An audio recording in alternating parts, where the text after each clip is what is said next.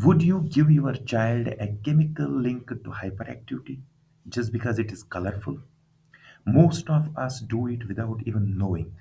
Let's talk about the hidden dangers of synthetic food colors and how to spot them before it is too late. From the vibrant hues of candies and cereals to the seemingly benign shades of medications, synthetic colors have become ubiquitous in our modern world. We encounter them daily, often without a second thought. But beneath their appealing facade lies a growing body of evidence suggesting potential harm to our health, particularly for vulnerable populations like children. While these additives might seem harmless, their long-term effects and cumulative exposure raise concerns that warrant closer examination. This essay delves into the hidden dangers of synthetic colors, empowering readers to make informed choices for themselves and their families. This colorful array of food, while visually appealing, may contain a cocktail of synthetic color additives. These additives, designed to enhance visual appeal, might come with hidden health risks. Synthetic color additives are artificial dyes created through chemical processes.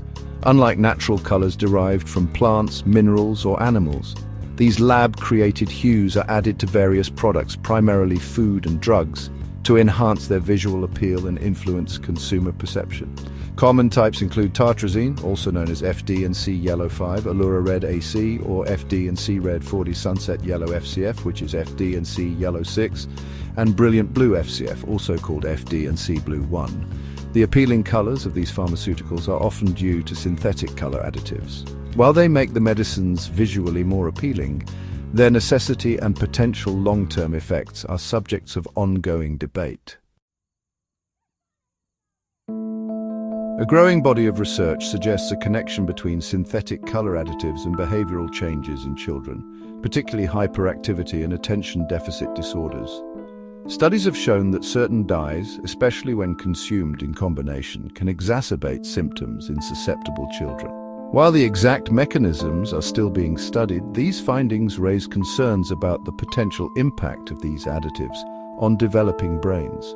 Parents and caregivers are increasingly seeking dye-free alternatives to mitigate potential risks and support their children's well-being. The link between synthetic food dyes and hyperactivity in children has been a subject of ongoing research.